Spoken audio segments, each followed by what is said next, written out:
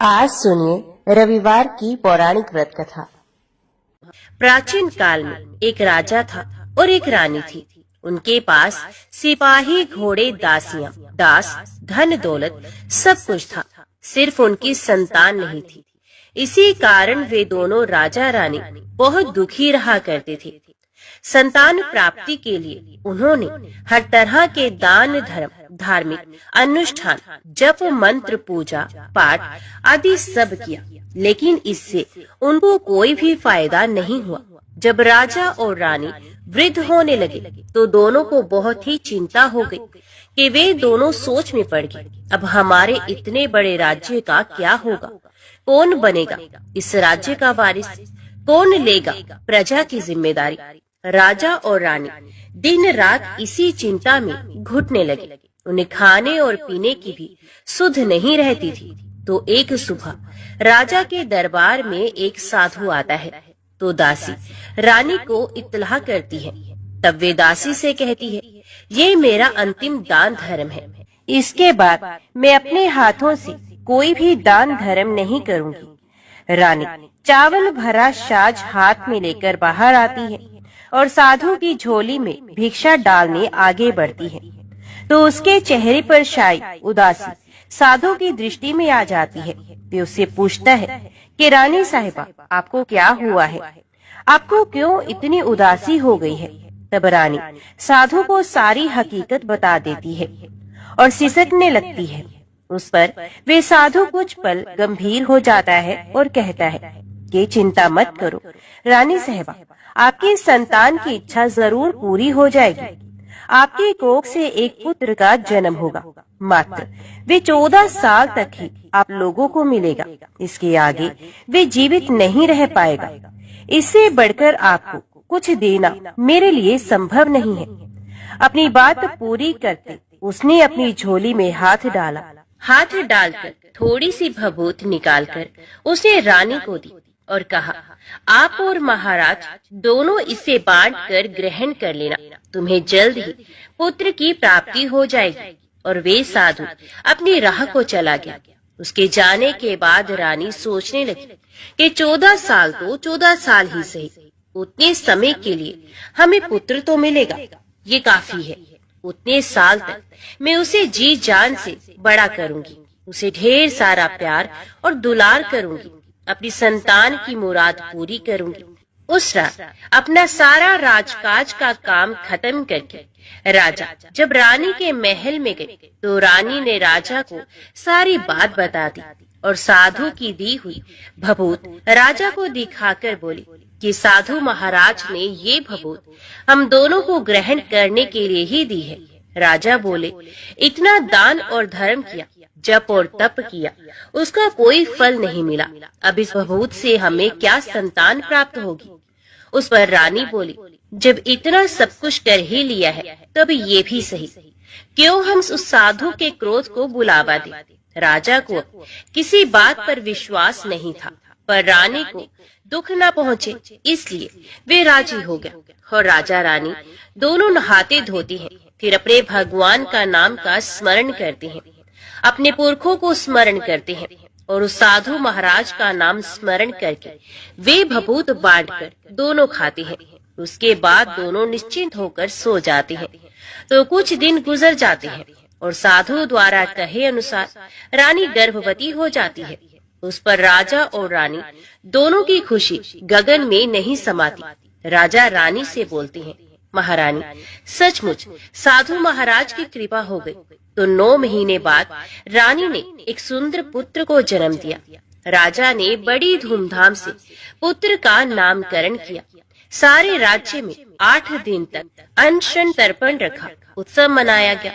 अब पुत्र की कुंडली देखने के लिए राज्य के सबसे विद्वान पंडित जी को बुलावा भेजा गया।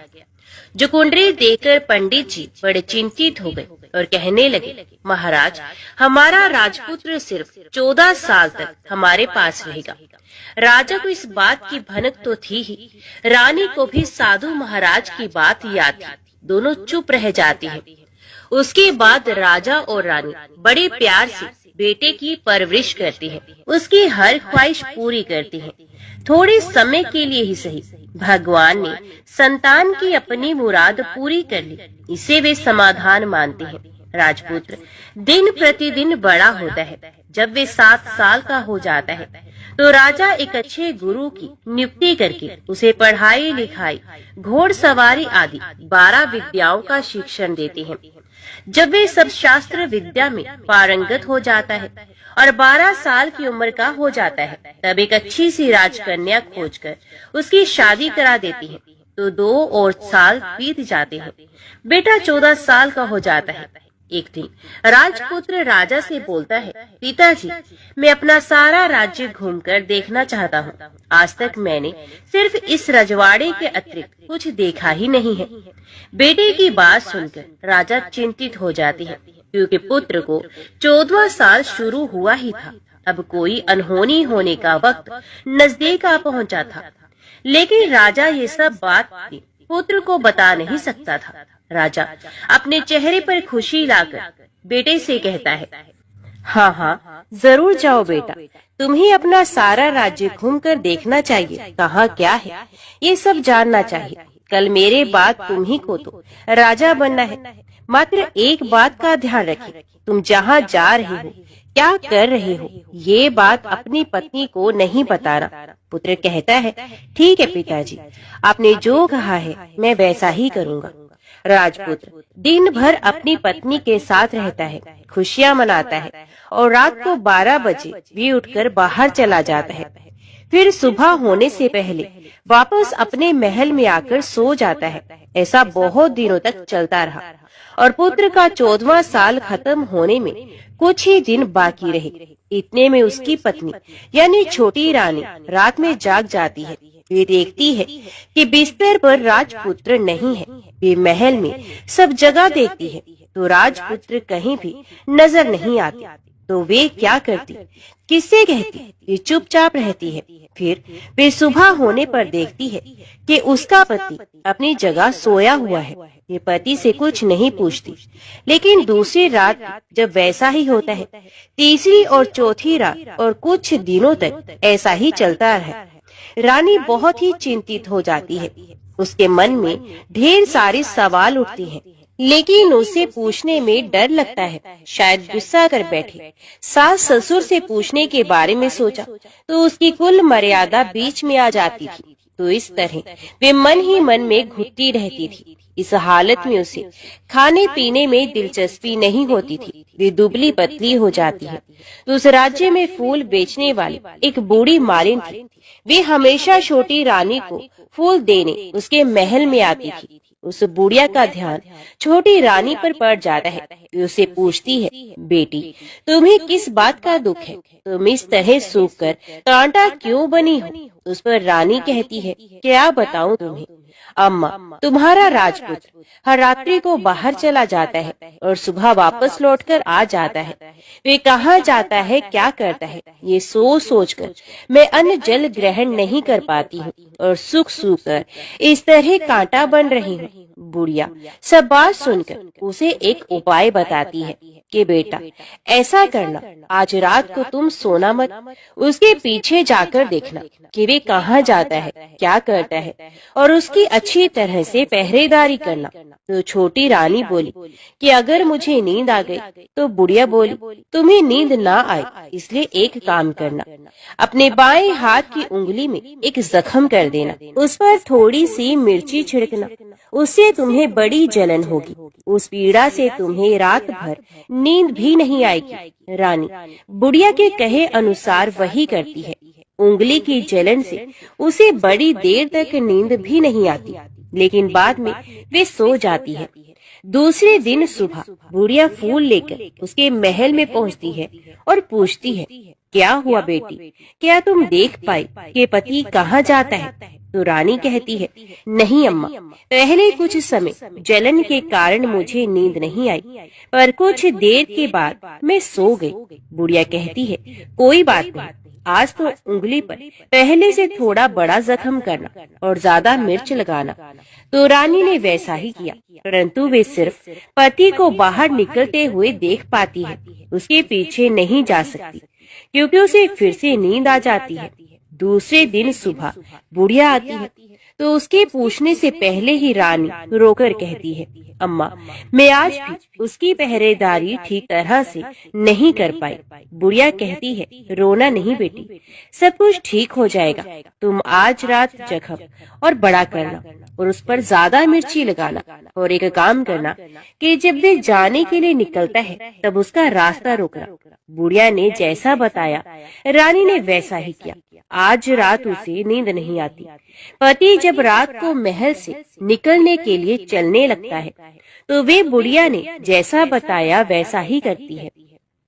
दौड़कर जाकर पति का रास्ता रोकती है और कहती है, कहाँ जा रहे हो, किससे मिलने जा रहे हो, मुझे बताओ। राजपुत्र उसे समझाने की बहुत कोशिश करता है। देखो, अगर मैंने तुम्हें ये बता दिया तो मैं तुम्हें दोबारा नहीं मिल पाऊंगा। रानी कहती है, कोई बात नहीं, ना मिल पाओ, लेकिन आप रात के समय कहाँ जाते हो ये मुझे बता दो। राजपुत्र निरुपाय हो जाता है। पत्नी की जिद के आगे उसकी एक नहीं चल पाती। ठीक उसी समय उसका 14वां साल खत्म हो रहा होता है। 15वां साल लगने वाला ही होता है। जो होता है वे हो जाने दो, ये सोचता है और कुछ चावल मंत्रों से सिद्ध करके पत्नी को देखकर कहता है कि इन चावल के दानों को हाथ की मुट्ठी में पकड़ना। पहले दाएं हाथ में पकड़े चावल मेरे ऊपर फेंकना। मैं कौन हूँ तुम्हें पता चल जाएगा। बाद में बाएं हाथ में पकड़े चावल मेरे ऊपर फेंकना। मैं जैसा था तुम्हें मिल जाऊंगा, लेकिन यदि तुम बाएं हाथ के चावल मेरे ऊपर फेंकना भूल गए तो मैं तुम्हें कभी नहीं मिल पाऊंगा। रानी ने कहा, नहीं भूलूंगी। रानी बड़े आत्मविश्वास के साथ ये कहकर दाएं हाथ में पकड़े चावल पति के ऊपर फेंक देती है तो राजपुत्र एकदम एक विशाल घोड़ा बन जाता है। एकदम उम्दा सफेद गर्दन, लंबी आयाल देखते देखते वे तेजी से दौड़ने लगता है। रानी उस घोड़े को एकदम भौचक्की होकर देखने लगती है और पति ने बाएं हाथ के चावल फेंकने की जो बात कही थी वे भूल जाती है। उसकी आंखों के सामने घोड़ा महल से बाहर निकलकर चला जाता है। घोड़ा जो महल से बाहर जाता है तो वापस नहीं आता। अब रानी को बड़ा पश्चाताप हुआ। वे स्वयं को कोसने लगती है, लेकिन अब उसका कोई फायदा नहीं होने वाला था। राजपुत्र अब वापस नहीं आने वाला था। सुबह होते ही महाराजा को सब बात पता चली। उन्हें बहुत दुख होता है। वे बिस्तर पकड़ते हैं और राह देखती हैं कि एक दिन उनका बेटा वापस आ जाए। इस तरह 1 महीना गुजर जाता है, 3 महीने गुजर जाते हैं, आखिर 6 महीने पूरे हो जाते हैं। राजपुत्र का कोई अता पता नहीं चलता। प्रधान राजपुत्र को ढूंढने के लिए राज के गांव-गांव सिपाही भेजता है, लेकिन उन्हें कोई सफलता नहीं मिलती। इधर रानी अपनी हठ के कारण पति गायब हो गया ये सोचकर स्वयं को मन ही मन कोसती है और प्रण लेती है कि कुछ भी करके पति को ढूंढ कर लाएगी और उसे वापस घर लेकर आएगी। एक दिन सुबह उठकर सास ससुर के महल में जाती है और कहती है कि मैं अपने पति की खोज में जा रही हूँ। महाराजा को और क्या चाहिए था, कुछ भी करके उनका बेटा उन्हें वापस मिलना चाहिए था। वे बहू को जाने की अनुमति देकर कहने लगे, बेटी तुम्हें जो चाहे वे करो, जहाँ जाना है वहाँ जाओ, लेकिन हमारे बेटे को वापस लेकर आओ। अब रानी अपना शाही भेष बदलकर एक सेठानी बन जाती है। कुछ दासियों को, कुछ नौकरों को साथ ले लेती है और कुछ सामान साथ ले लेती है। कुछ राज्य की सीमा पर जाकर वहाँ एक भोजनालय खोल लेती है। वहाँ आने वाले सभी यात्रियों को खाना मुफ्त में देने लगती है। मात्र एक शर्त रखी कि खाने वाले को उसकी देखी हुई कोई अजीब चीज उसकी मालकिन को यानी राजकन्या को बतानी पड़ेगी। तो वहाँ आने वाला हर नागरिक अपनी तरफ से मैंने ये देखा, मैंने वे देखा कह कहकर खाना मुफ्त में खाना खाते हैं। परंतु रानी को जो बात चाहिए थी वे अब तक नहीं मिली थी। ऐसे ही कुछ दिन और बीत गए। तो रानी के महल में फूल लेकर जाने वाली बुढ़िया की एक बेटा और बहू थे। उनका एक छोटा बेटा था, यानी बुढ़िया का एक पोता था। तो बेटा और बहू सुबह काम के लिए निकलते थे, तो पोते को संभालने की जिम्मेदारी बुढ़िया पर रहती थी। दिन भर पोते को संभालती थी। बुढ़िया को पान खाने की आदत थी। एक दिन तो पान लगाने के लिए चूना चाहिए था, तो वे उसे तैयार करने के लिए सीपियां लेकर आई। इन सीपियों को भूनने के लिए गोबर के कंडे चाहिए थे। कंडे इकट्ठा करने के लिए वे बांस की टोकरी लेकर चरवाहे के मैदान में गई। वहाँ बहुत सारे कंडे थे। उन्हें जमा करते करते उसे घर आने में अंधेरा हो गया। इस ओर शाम होते ही काम से वापस आकर बेटा और बहू घर पहुँचे, तो देखा कि बच्चा घर पर अकेला है और रो रहा है। वे दोनों गुस्से से लाल पीले हो गए। इतने में बुढ़िया घर आ पहुंची। बेटे ने पूछा, पोते को घर अकेला छोड़कर कहाँ गई थी? बुढ़िया बताने लगी कि मैं गोबर के कंडे इकट्ठा करने लगी थी। इस पर बेटा बोला, दोबारा बच्चे को अकेला घर पर छोड़कर यदि कहीं गई तो मैं तुम्हें बहुत पीटूंगा। बुढ़िया कहने लगी, नहीं बेटा, फिर कभी ऐसा नहीं करूंगी। लेकिन दूसरे ही दिन बुढ़िया वे बात भूल गई और फिर चरवाहे के मैदान पर कंडे इकट्ठा करने चली गई। शाम को जब बेटा और बहू काम से वापस लौटे, तो देखा कि बच्चा घर पर अकेला है और रो रहा है। अब उसके बेटे की सहन शक्ति खत्म होने लगी और बुढ़िया के वापस आने पर उसे घर से निकाल दिया। बुढ़िया रात भर घर के बाहर अंधेरे में बैठी रही और सुबह होते ही हाथ में टोकरी लेकर कंडे इकट्ठा करने के लिए निकल गई। उस दिन उस पर कंडे इकट्ठा करने का मानो पागलपन सवार हो गया था। कंडे इकट्ठा करते करते जब अंधेरा हो गया, उसे मालूम ही नहीं चला। उसे जब ध्यान आया तो गांव का रास्ता भी ठीक तरह से दिखाई नहीं दे रहा था। वे अंधेरे में आंखें फाड़कर देखती देखती किसी तरह आगे निकल पड़ी, तो एक कपिला गाय छन छन की आवाज करती गली की घंटी बजाती हुई ठुमक कर उस मैदान पर आ गई। उसे देखकर बुढ़िया सोचने लगी, इस गाय के पीछे पीछे जाऊंगी तो गांव तक पहुंच जाऊंगी। जब बुढ़िया उसके पीछे पीछे जाने लगी, वे गाय उस मैदान से लेकर एक एक करके 6 मैदान पार करती है। आखिर में वे 7वें मैदान तक पहुंचती है। तो क्या होता है कि उस मैदान पर एक बड़ा सा पत्थर है। गाय जाकर उस पत्थर को अपना सींग मारती है। जब गाय ने सींग मारा तो वे पत्थर दूर हट गया और पाताल में नीचे जाने की सीढ़ियां दिखाई देने लगी। तब वे गाय उन सीढ़ियों से नीचे जाने लगी। बुढ़िया वे सब देख रही थी और झट से जाके गाय की पूंछ को पकड़ लिया।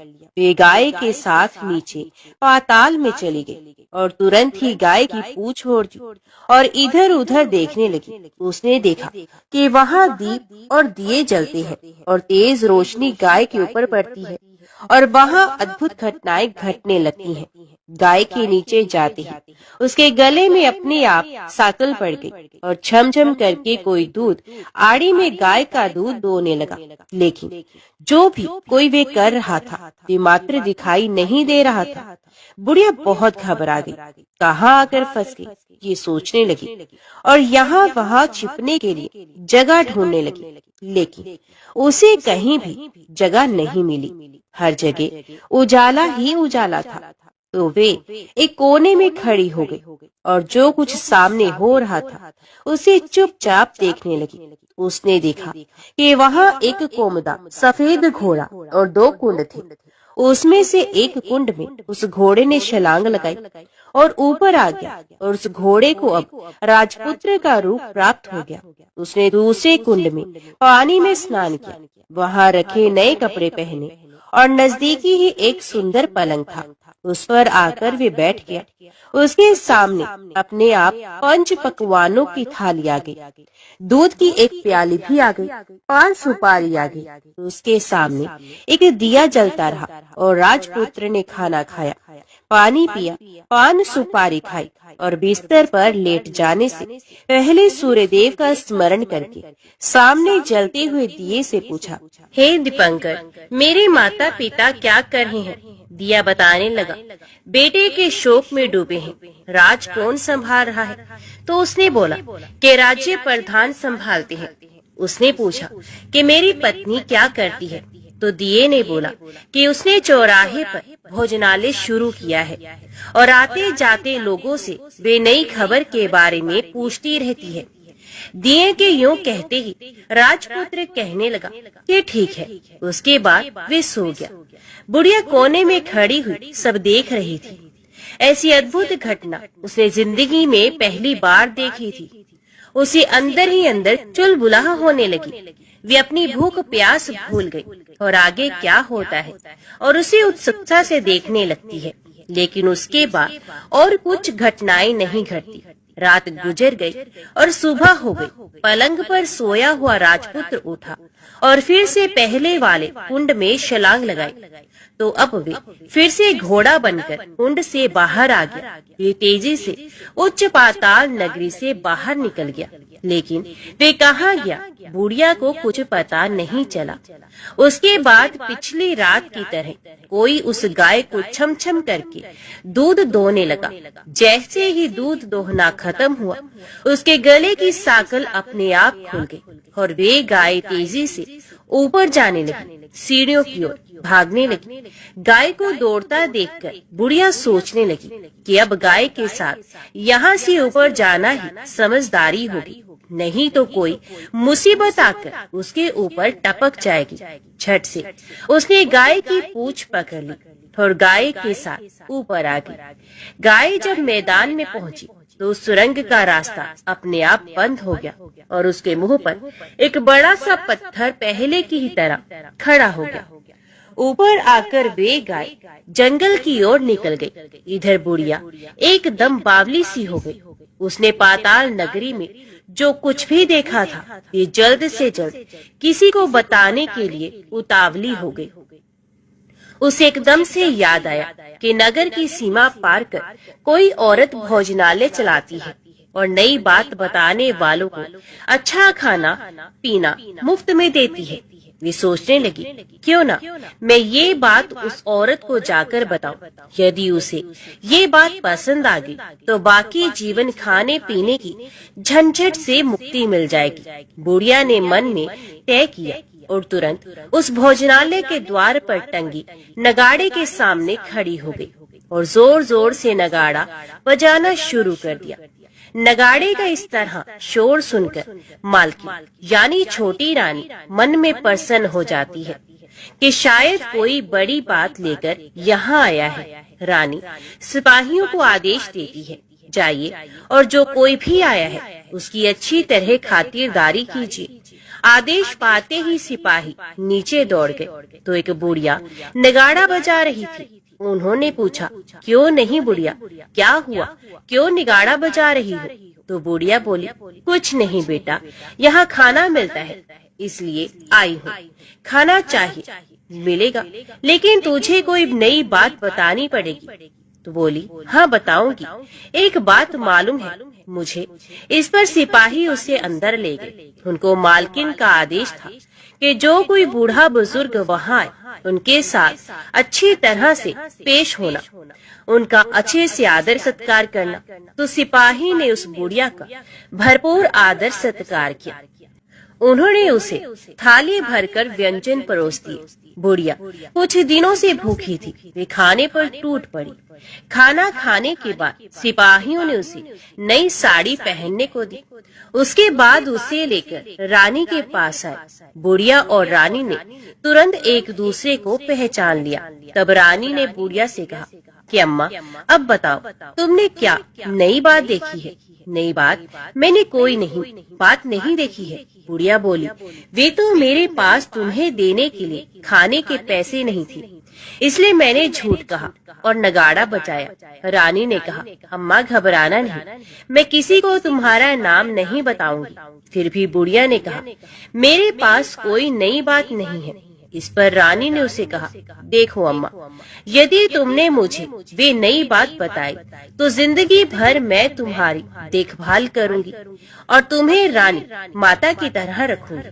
बुढ़िया बात बताने के लिए तैयार हो गई। उसने जो कुछ उस चारागाह वाले मैदान पर देखा था, ये सब कुछ रानी को बता दिया। बुढ़िया की बातें सुनकर रानी को यकीन हो गया कि वे राजपुत्र उसी का पति है। वे तुरंत बुढ़िया से कहने लगी कि अब माँ मुझे उस जगह पर ले चलो। तब बुढ़िया माई बोली, नहीं बेटी, वे पाताल राज्य है, सांप है। यदि किसी ने तुम्हें देख लिया तो तुम्हारी जान खतरे में पड़ सकती है। लेकिन रानी उसकी एक भी नहीं सुनती, उसे उस जगह ले जाने के लिए हट करने लगती है। आखिर में बुढ़िया ने उसका कहना मान लिया और कहने लगी, ठीक है, मैं तुम्हें वहाँ ले जा सकती हूँ, पर आज नहीं, कल वहाँ जाना है तो शाम को ही जाना होगा। तो दूसरे दिन दोपहर को रानी बुढ़िया के साथ उस मैदान पर गई और एक जगह छुपकर गाय के आने की राह देखने लगी। दिन ढलते ही अंधेरा गिरने लगा और गाय हमेशा की तरह वहां आ गई।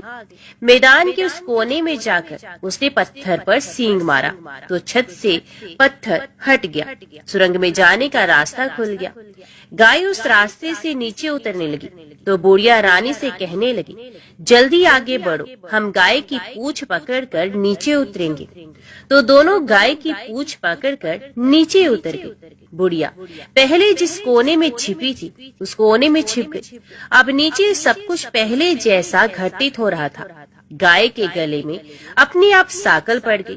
कोई अदृश्य रूप से उसका दूध दोहने लगा। एक सफेद ऊमे घोड़े ने आकर एक कुंड में छलांग लगाई तो राजपुत्र के रूप में ऊपर आया। वे राजपुत्र दूसरे कुंड में नहाने लगा। बाद में उसके सामने खाने की थाली आ गई, दूध की प्याली आ गई, पान का बीड़ा आ गया। राजपुत्र सब ग्रहण करके सोने के लिए पलंग पर गया तो सोने से पहले सूर्यदेव का स्मरण करके वे दिए से पूछने लगा, दीपांकर, मेरे माता पिता क्या कहे हैं? तो दिया कुछ जवाब नहीं देता बल्कि पूछने लगता है।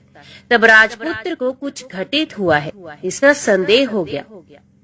ये उदास हो गया और कुछ हुआ, जो कुछ हुआ है वे हो जाने दो, ऐसा सोचकर फिर से बिस्तर पर लेट गया। अब रानी का संयम टूट गया। वे दौड़कर पति के पास आ गई और उसके पैर पकड़ने के लिए आगे बढ़ने लगी। राजपुत्र तुरंत ही पत्नी को पहचान गया।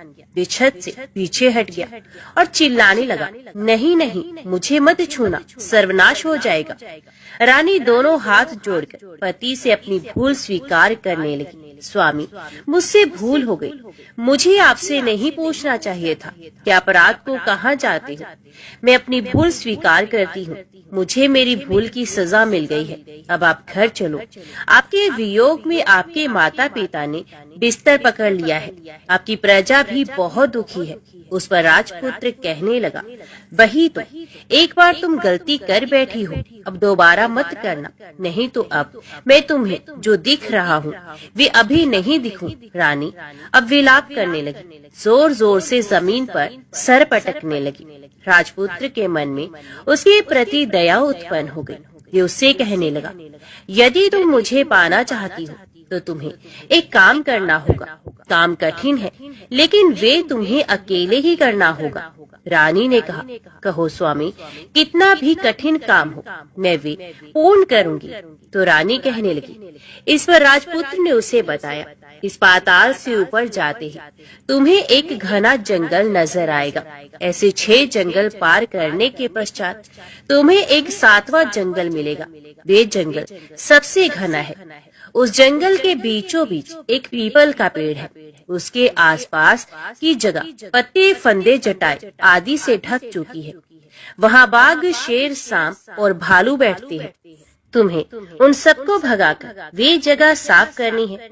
उसको गोबर से लिपाई करके पवित्र बनाना है, रंगोली से सजाना है। उसके बाद वहाँ धूप, कपूर, अगरबत्ती जलानी है। फूल और कुमकुम से पेड़ की पूजा करनी है। दूध और दही से बने चावल का भोग चढ़ाना है। ये सब तुम्हें दोपहर को 12 बजे से पहले करना है। 12 बजने के समय तुम्हें उस जगह पर बैठकर सूर्य भगवान का ध्यान करना है। ठीक 12 बजे सूर्य भगवान का रथ वहां उतरेगा। वे सब देखकर खुश हो जाएंगे और कहेंगे कि जिस किसी ने भी ये सब किया है उसे मैं मनचाहा फल दूंगा। तो तुम सामने जाकर उसके रथ का दाहिना घोड़ा मांगना, मैं तुम्हें मिल जाऊंगा। इतनी बात कहकर राजपुत्र अपने पलंग पर सो गया और छोटी रानी भोर होने की राह देखने लगी।